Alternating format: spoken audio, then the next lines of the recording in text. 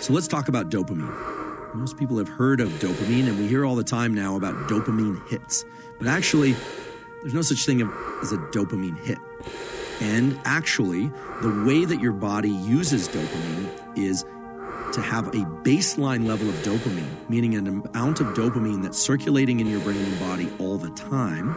And that turns out to be important for how you feel generally, whether or not you're in a good mood, motivated, etc. And you also can experience peaks in dopamine above baseline. Please remember this, that when you experience something or you crave something really desirable, really exciting to you, very pleasurable, what happens afterwards is your baseline level of dopamine drops. Okay, so these peaks in dopamine, they influence how much dopamine will generally be circulating afterward. And you might think, oh, a big peak in dopamine, after that, I'm gonna feel even better because I just had this great event. Not the case. What actually happens is that your baseline level of dopamine drops. Or if you've interacted with somebody who seems to have endless drive and energy, what you are looking at there in those two circumstances is, without question, a difference in the level of dopamine circulating in their system. There will be other factors too, but the level of dopamine is the primary determinant of how motivated we are, how excited we are, how outward-facing we are, and how willing we are to lean into life and pursue things. So let's talk about the optimal way to engage in activities without dropping our baseline. And the key lies in intermittent release of dopamine. The real key is to not expect or chase high levels of dopamine release every time we engage in these activities. I will suggest a protocol by which you can achieve a better relationship to your activities and to your dopamine system. In fact, it will help tune up your dopamine system for discipline, hard work, and motivation. In fact, Wim Hof breathing, I know you're familiar with Wim, of doing 20 or 30 deep inhales and exhales, and also combined with some breath hold type work, exhale, hold, inhale, hold, is known to stimulate adrenaline release. Study published in the Proceedings of the National Academy of Sciences, where they brought in two groups. One group did Wim Hof breathing. The other group did just mindful meditation. Both groups were injected with E. coli. The meditators got fever, diarrhea, and vomiting. And the people who did Wim Hof either didn't get it or got it to a much lesser extent. It's not an experiment to do at home. Isn't this crazy? But it makes perfect sense because that breathing simulates a stress response. It stimulates cortisol and adrenaline, which signals which protects the body. Right, and so when that bacteria comes in, the system is ready for it. And we could talk about, we definitely you don't want stress on all the time. Sleep is really important, etc. But that stress response combats infection because it recruits immune cells. A cold shower and ice bath is another way to induce stress. Which is what he does. Exactly. And so I think that, when you look at states of stress, cold water is one way to do it. The breathing that they do, that sort of Wim Hof breathing, is also classically called tumo breathing. It's kind of the opposite of the physiological side that I described, the double inhale exhale, because it's not designed to reduce stress. It's actually designed to increase your level of alertness. And it's interesting because a lot of people find great relief from stress by doing this tumo type Wim Hof intense breathing once a day. Now, the reason I suggest physiological sighs is they can be done in real time. You can get into the elevator and do a physiological sigh. You could also do tumo type breathing. In any moment you can do a... Right, exactly. Whereas the more intense forms of breathing are more of a practice that you do. Might take 10, 20 minutes. Right. Cold showers and ice baths and things like that do, is they raise the ceiling on your stress threshold. And what I mean by that is throughout the day and throughout the year, we're confronted with different things. Right now we're confronted with a lot of things. 2020 is the year of being confronted with stress of various kinds.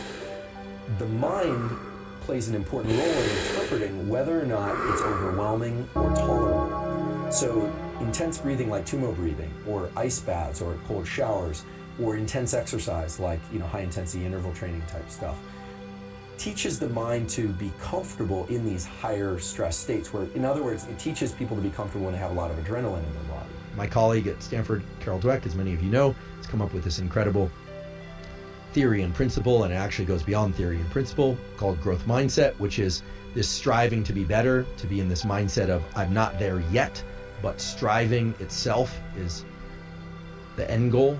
And that, of course, delivers you to tremendous performance. It's been observed over and over and over again that people that have growth mindset, kids that have growth mindset, end up performing very well because they're focused on the effort itself. And all of us can cultivate growth mindset.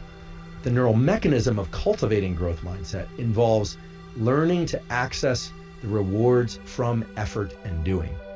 And that's hard to do because you have to engage this prefrontal component of the mesolimbic circuit. You have to tell yourself, okay, this effort is great. This effort is pleasurable, even though you might actually be in a state of physical pain from the exercise. Or I can recall this from college, just feeling like I wanted to get up from my desk, but forcing myself to study, forcing myself.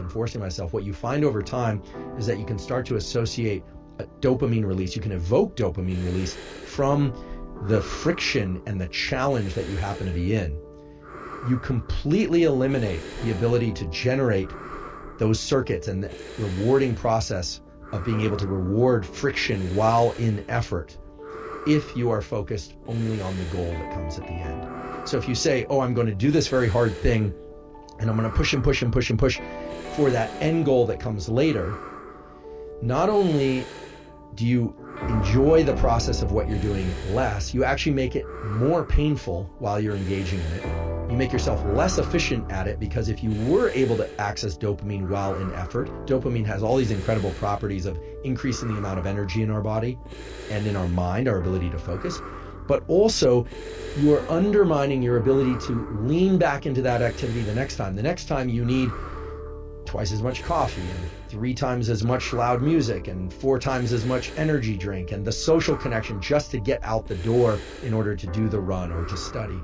So what's more beneficial, in fact, can serve as a tremendous amplifier on all endeavors that you engage in, is to not start layering in other sources of dopamine in order to get to the starting line, not layering in other sources of dopamine in order to be able to continue, but rather to subjectively start to attach the feeling of friction and effort to an internally generated reward system. And this is not meant to be vague. This is a system that exists in your mind, that exists in the minds of humans for hundreds of thousands of years, by which you're not just pursuing the things that are innately pleasurable, food, sex, warmth, water when you're thirsty, but you can tell yourself the effort part is the good part. I know it's painful. I know this doesn't feel good, but I'm focused on this. I'm going to start to access the reward. You will find the rewards, meaning the dopamine release inside of effort, if you repeat this over and over again. And what's beautiful about it